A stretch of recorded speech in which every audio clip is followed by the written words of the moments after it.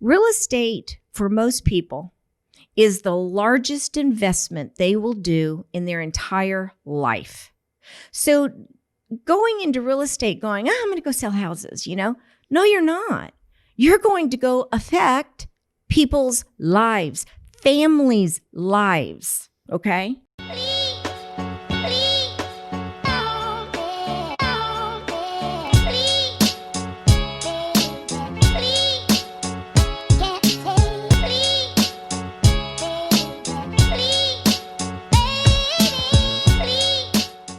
Welcome to another edition of TM3Impact. I am super excited because today we have Leesa Harper Rispoli. You got it. In the building today, and I am super excited to interview her. She is the president, broker, and owner for Coldwell Banker D.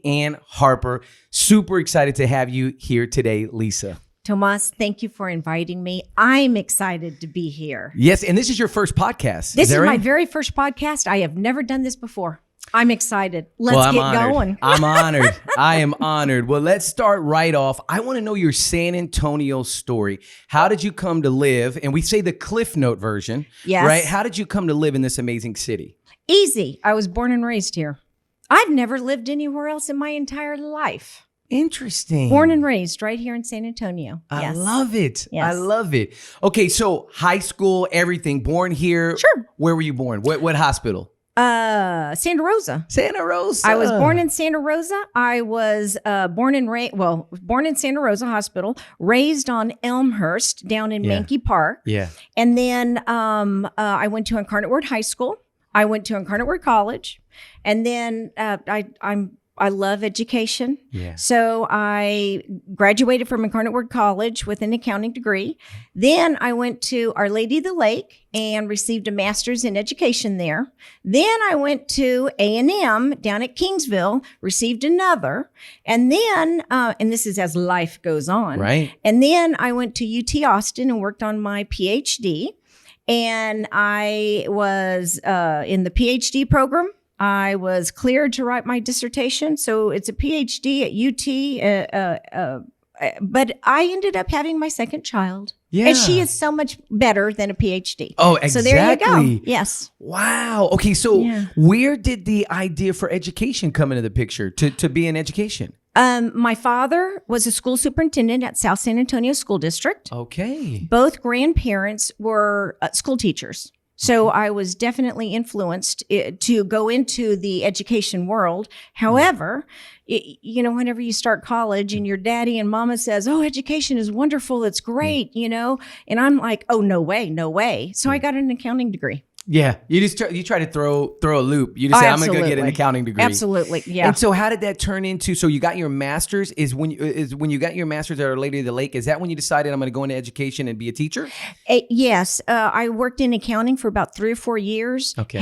Had my first baby. Yeah. Who's now 33. Yeah. And just like what my mom and dad said, education's a wonderful profession to raise a child in. It's true. So I went back and got my teaching certificate and a master's degree, and then subsequently raised 2 kids. That's awesome. Teaching and you taught school. for 16 years. Is that right? Or in the education world for 16 years? Yes, I was in the education world for 16 years, five in the classroom, which I absolutely loved. It was high school. Yeah. I loved it.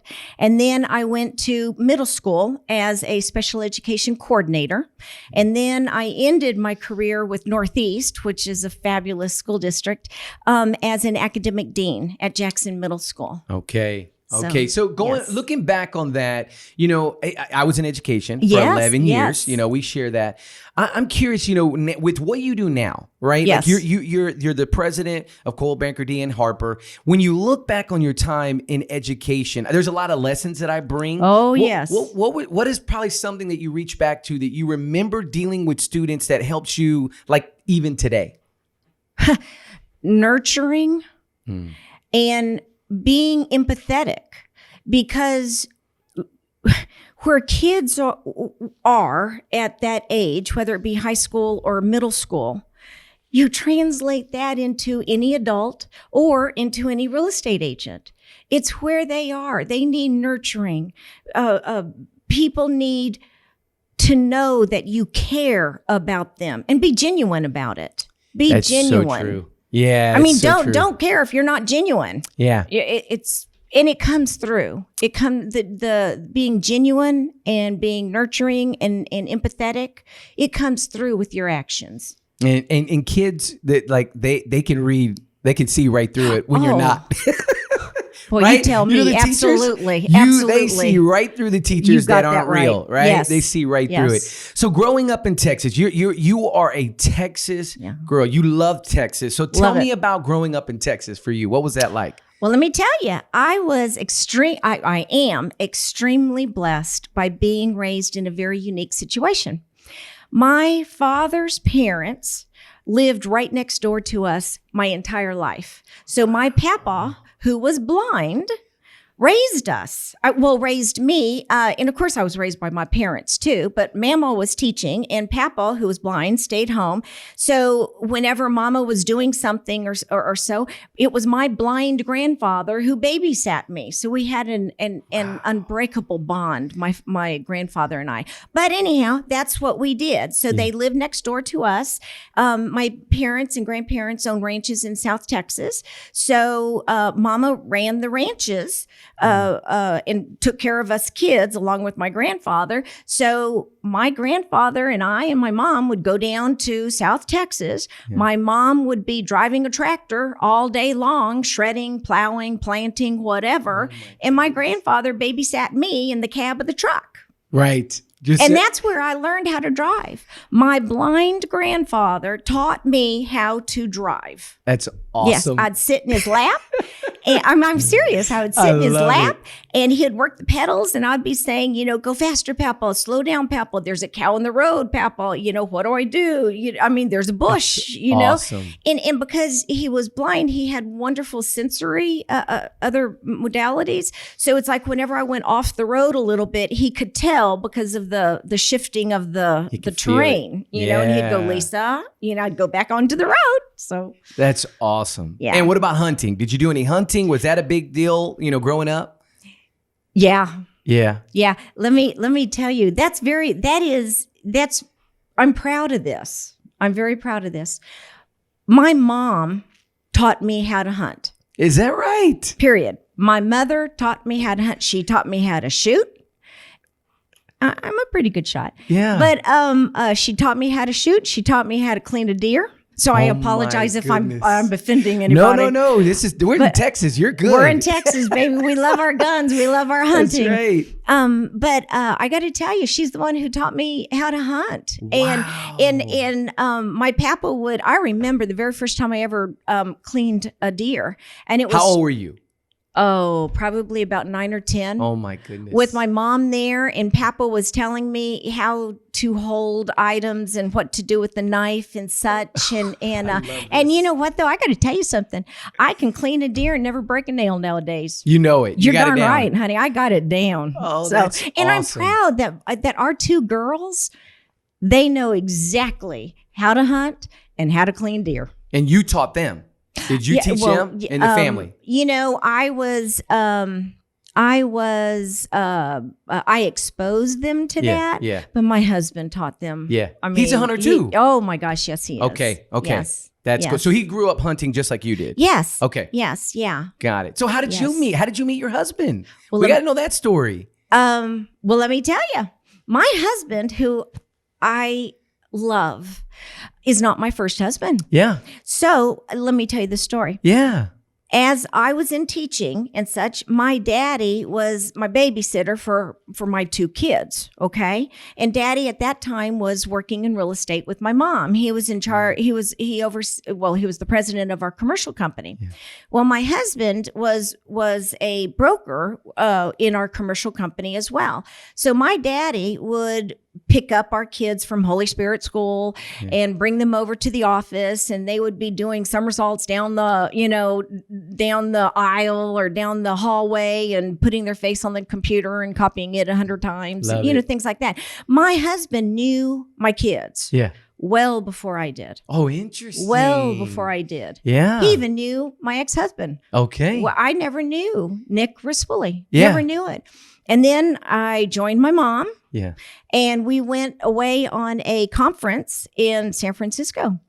And I met him. I spent time with him. Yeah. And 6 months later, we were married. Oh, that's awesome. And I got to tell you something. My kids are his kids. Oh, that's awesome. Period. Yeah. I am so blessed because we are a family unit. Yeah. And he loves my kids like he was in the birthing room and witnessed that they took their first breath. That's awesome. And the kids love him. Yeah. Yeah. They love their daddy. That's awesome. So I hear Nick can cook too. So that doesn't hurt. Italian. Yeah, he's Oh, my Italian. gosh, He yes. can cook, you Yes, know? yes. That's awesome. Yes. So now looking back, you go through your career, you're in education for 16 years. You decide to come in along with, what was that pivotal moment where you knew, I think it was around 2008, where you decided, I'm going to kind of step out of education and go into the real estate world? Because your mom had been in it for years, right? So what made you kind of make that step to say, hey, I'm going to take this leap? Easy. And I think it was back in probably 2005. Okay. Yes. Yeah. It's very easy. I was sitting in my office at Jackson Middle School. Mama called me and said, I have an opening in accounting. This is probably going to be the only time I could ever offer you a position. If you want to come work for me, you need to do it now.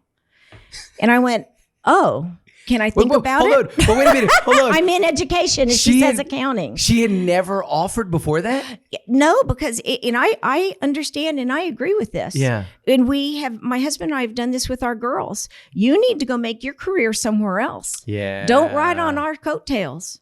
Don't. Yeah.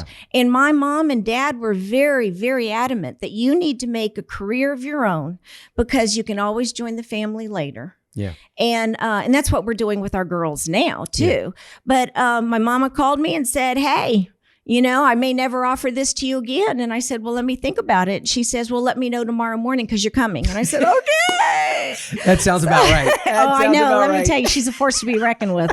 So 2 weeks later, I was sitting in Coldwell Banker. Wow. So, and yes. so that was the transition. You were ready. Oh, it was instant. Yeah. It was instant. And I got to tell you, it was probably one of the most scariest decisions I ever made. Really? Because even though I was born in real estate, yeah, I had not practiced the minutia of real estate. Right. The day in and day out. Yes, I've bought and sold our homes and such, but that's not working it like a job, working it like a career. Yeah. Because when you go into real estate as an agent, you are the CEO of your business. Yeah. And if you don't work it like a business, you're going to have well, problems. There you go. Yeah, you're going to have problems. This, and it's interesting that you bring that up. You have an accounting degree, yes. right?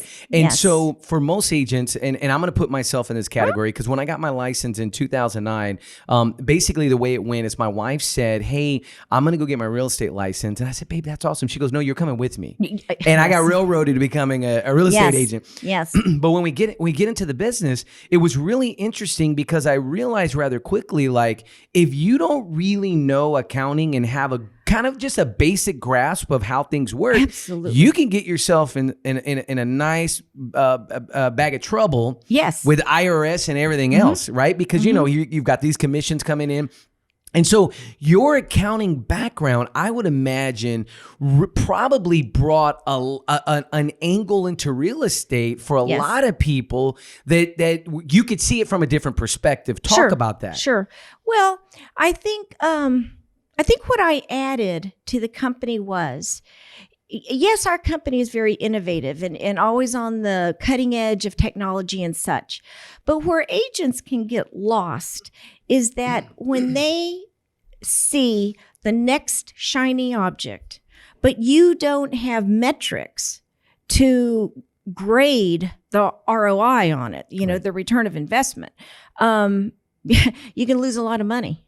Yeah. You can lose a lot of money. And you've got to always measure and know where every cent you make goes. Yeah. Because this is a company that you are running. So, yeah. That's a Yes. big deal. Yes. And agents, I think too, they lose sight that they are their own business owner. They're a business owner. Some do. They lose Some sight do. of that, right? And Yes. that's a really big deal. Okay, so you go into real estate, and now Coldwell Banker, the name, just what your mom built over the last. So when did she officially start? Deanne Harper, Coldwell Banker. What year was that officially started? Okay, she started her business with one agent at our dining room table in 1986. Oh my Literally. goodness. She worked for about 6 years for a small boutique called Bob Jones Realty. Okay. So she left and started her own company, one agent, dining room table at 401 Elmhurst. And then in 1989, she affiliated with Coldwell Banker. So In we've been 89. in 89. So we've been affiliated with Coldwell Banker ever since 89. Yes, about 35 years now. That's going to be probably one of the, in Texas, are y'all one of the oldest Coldwell Yes. Bankers in Texas? Yeah, It's got to be. one of them. That's Yes. fantastic. Yeah. So now looking back on your career, right? Yes. You look back on your career and you say, okay, you've got your master's degree, 2 master's degree. You went to Incarnate Word. You had your career in education, and now you have your career in real estate. And Yes. you look back and you think back to your 18-year-old self, right? 18-year-old Leesa. If you could go back and tell her something about what you've learned, what would you tell her? You know what I would tell her? That when your parents and grandparents and mentors at 18 give you advice, listen a little bit more, because you don't know everything at 18, even though you think so. Yeah. Even though you think so. But just to listen a little more. And my daddy always said, you're going to have to listen to everything I tell you, and then you're going to have to go do whatever you want. Yeah. But you got to listen to it. And of course, at 18, I'm thinking, oh, my lands, I know everything. Right. But, looking back at some of the little stumbles I've had in life or challenges, maybe he was a little right back then. You know? It's So, always yeah. funny when we think back to our parents' advice and we just go, Oh, I my know. dad's like, I told you that. You don't remember I told you that same. Exactly. Yeah. And it's like, yes, okay, I got it. I'm so sorry. And our oldest daughter right now, who has a beautiful 4-year-old and a 6-month-old baby, she and Bobby, they always call and say, I'm so sorry for what I did. It's like, oh, thank you. Yep. Because now they see it, right? They Now they see see it. it. Yeah. But Yeah. listening, I think let's put that on agents too, right? Mm-hmm. Like from an agent perspective, listening. Yes. Like talk to that about how you're training your agents at Coldwell Banker in terms of listening to clients. Like how does that connect? How are you helping them in that area? Well, when agents with us, we have coaching, we have mentorships. Our managers are non-competing. They are there in the office every single day serving our agents. Saying that says they role play. Yes, we have scripts, but you know what? You always have to take a script and learn it. Make it your own. And we always tell people, listen to what your client is saying. We also have all sorts of training about, ways to write MLS descriptions, words that sell, words to listen for. Yeah. Body language is another one that's pretty big right now. Yeah. And we're getting ready to have some training on that. Yeah. But that is becoming the valued real estate agent that you need to be to your customer and client. Yeah. And if you slow down and listen and ask questions in a real estate transaction, it's your customer and client's journey, not yours. That's so good. It's their journey. Yeah. And that's why you have no room for error to be any less than almost perfection. Yeah, it's true. Yes. And Yes. and that it's funny too, because we can make the connection, right? Yeah. From that 18-year-old self listening as a teacher, Yes. the power of listening to our students. Sure. Because when you do that, they know that you care. Yes. Yes. Right. Yes. And then putting that on the client and at all levels, listening is the key. Absolutely. We have to listen. Listening and follow through with what you say. Yeah. So we're a ninja company. So Ninja for Selling. We're a ninja company. We just listened to a video yesterday about, in layman's terms, don't lie. Yeah. It's it. like if you say, I'm going to get you something this afternoon, guess what? Yeah. Get them something this afternoon. Yeah. I'm going to check back with you next week.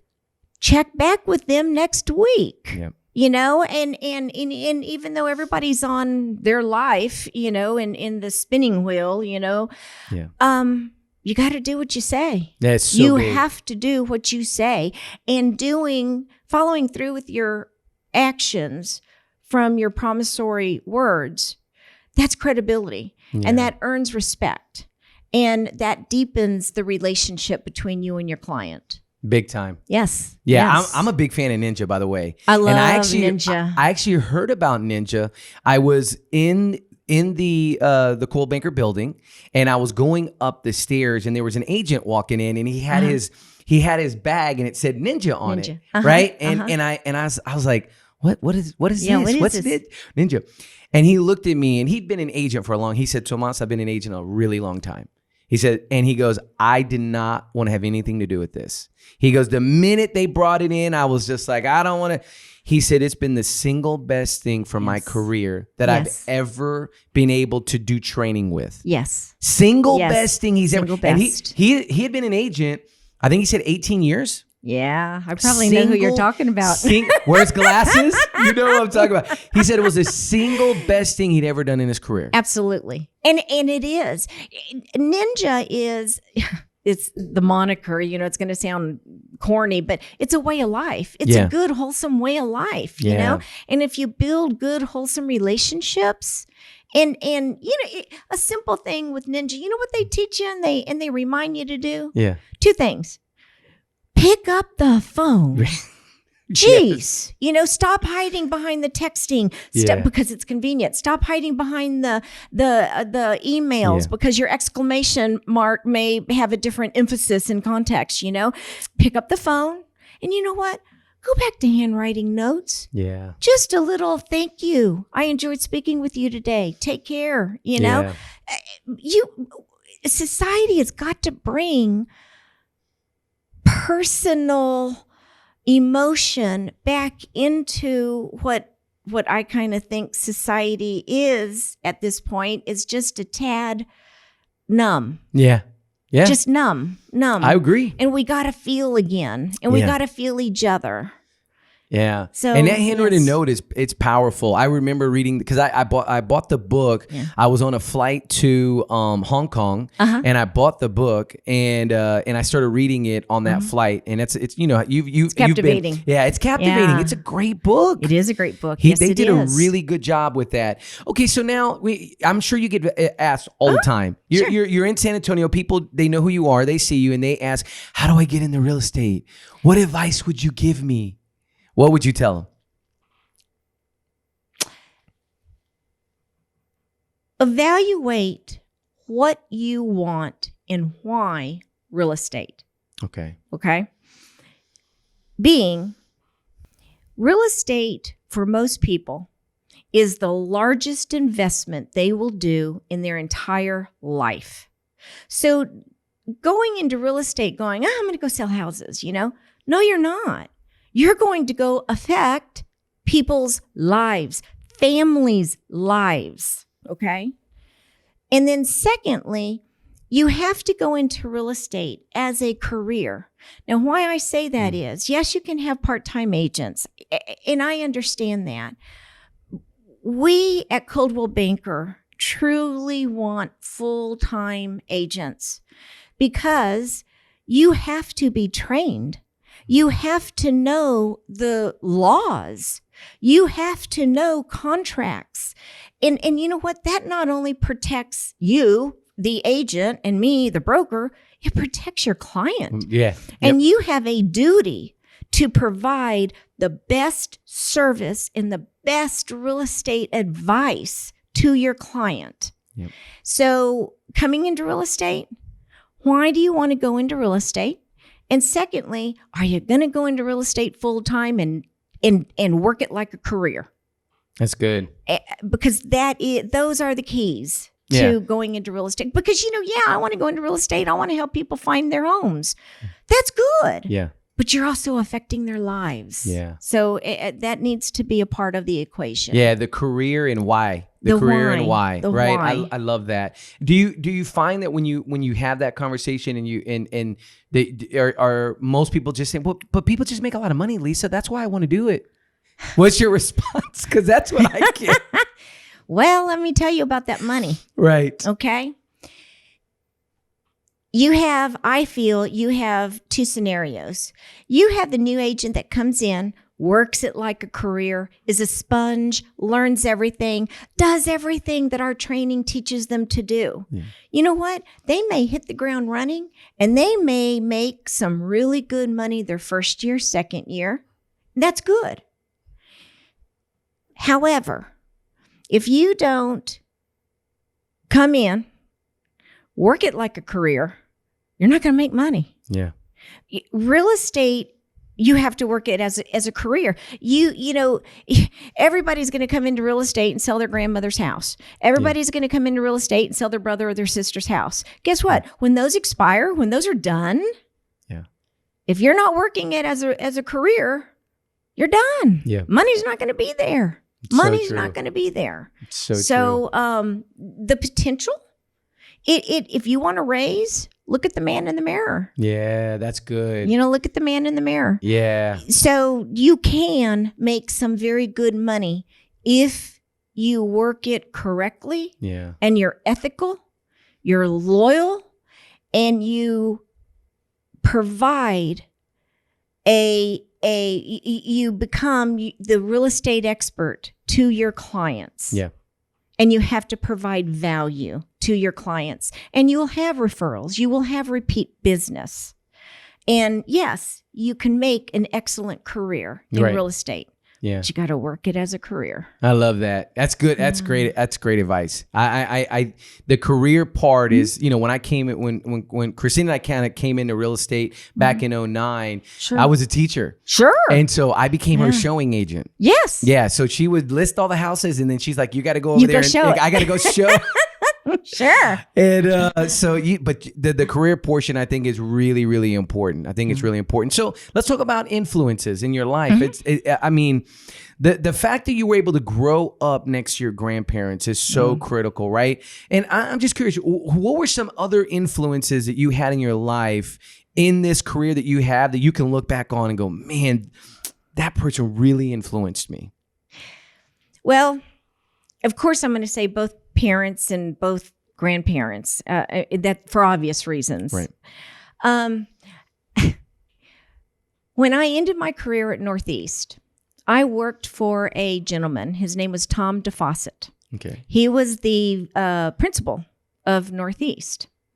Tom mentored me in an administrative role, and he allowed me to blossom, but he guided me along the way. And I will forever be grateful to him to have allowed me the opportunity to heighten my career in Northeast, but also to allow me to become more in the education world. And he always would listen and highly suggest.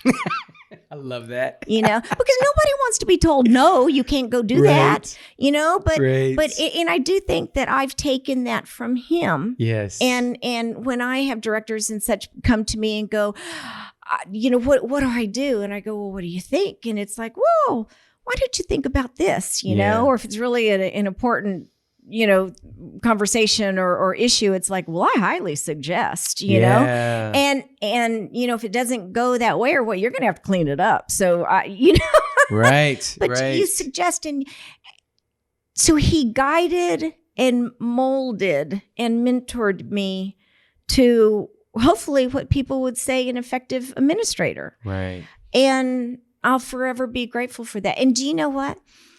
The day I walked out of Jackson Middle School, I vowed to him, well, to me, not to Tom, that I would never go back and speak to him nor go to Jackson Middle School until I was comfortable in my own shoes and in my own skin in my second career as real estate.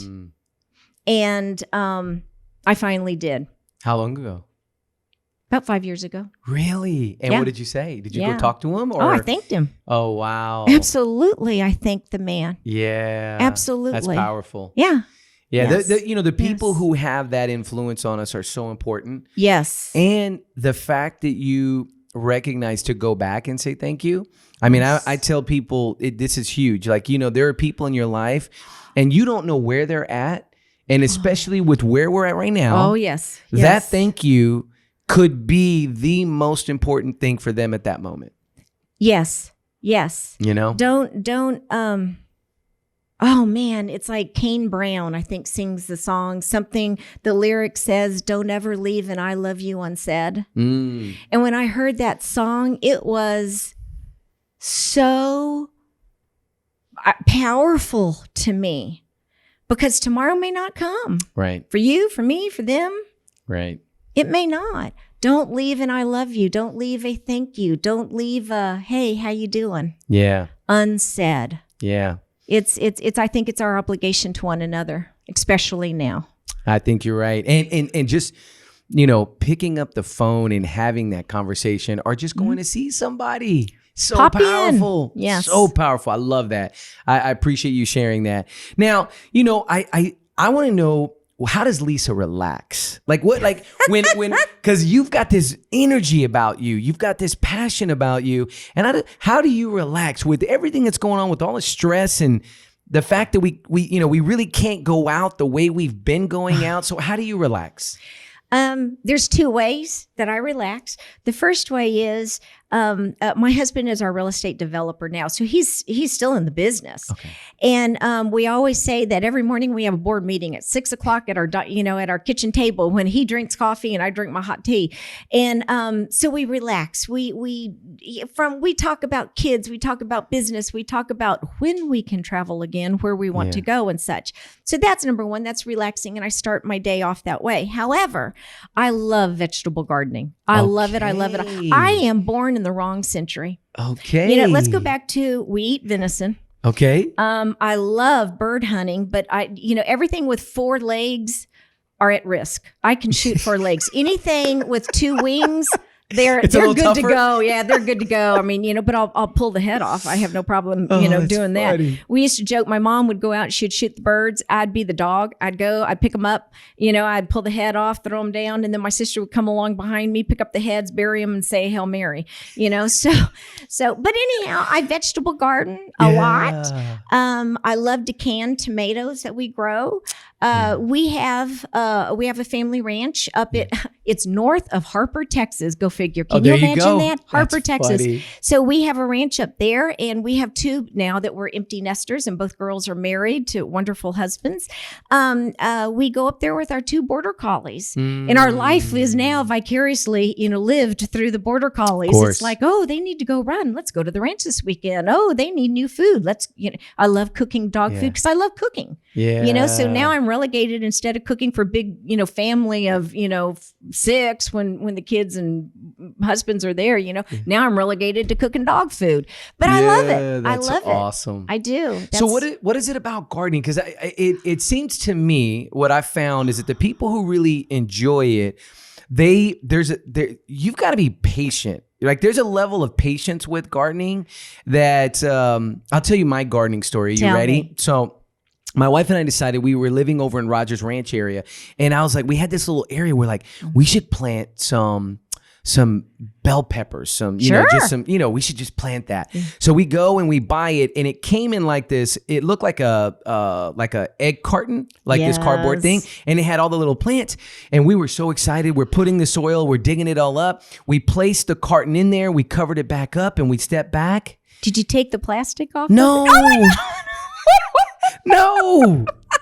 This is why, like, my gardening story, right? Oh my so God. I go to my wife and I'm like, man, that didn't go very well, And then when I told the story to gardeners, that's the first thing they ask is like, did you take it out of the cardboard? Yeah. Like, that cardboard, you can't plant it, So needless to say, I get into this point where every time I want to do it, Yes. I think I overthink it. Oh, sure. You know what I Oh. mean? I think there's an overthinking. So like, Yes. help people that are listening to this, if they want to start, like, help me not overthink it. You know what? I'd go to a boutique gardening center. Okay, Rainbow Gardens, the Garden Center. There's a place over off of Sunset. I forgot the name, but boutique gardeners, Okay. gardening centers. Those people will tell you exactly how to do what for which plant. Don't go out and plant 50 different things. Okay. Go out and start small. Okay, start small. And you know what though? I always tell my husband, it's like, I'm going to go out for my Zen walk because our our backyard has a large garden, but we also have lime trees, orange trees. I have a pepper garden as well. I like cool. this stuff. That's I like cool. it. But even when you go outside, most people are cooped up in a building all day long. I don't care if it's 100 degrees. At 6:00 when I get home, it's like, I got to go outside. I got to go breathe air outside. Right. And, and that's whenever, that's when I commune with my God. I mean, love that's it. just, that's my time. Yeah. That's my time. I love walking around, looking at how the plants are growing and watching it, That's watching cool. nature. That's Watching cool. nature. And I always, I have this class where I talk about long-term success, Mm-hmm. right? And in the kind of the gist of the class is plant, cultivate, Yes. harvest, Yes. right? Yes. And so whenever I teach that class, I always ask if there's a gardener, and usually with a group of real estate agents, there's one or two, right? One or two. And when I have that conversation, it's really interesting what the gardeners say about that idea with your business. Sure. The planting, the Absolutely. cultivating. Yes. And I had one day when I was talking to some agents, and I said, when you hear the word cultivate, what word comes to your mind? And I was just sitting there waiting, and I'm waiting, and there's a lady, I could just see she wanted to say it. And I said, tell me. She said, love. She said, love. Cultivate. Okay.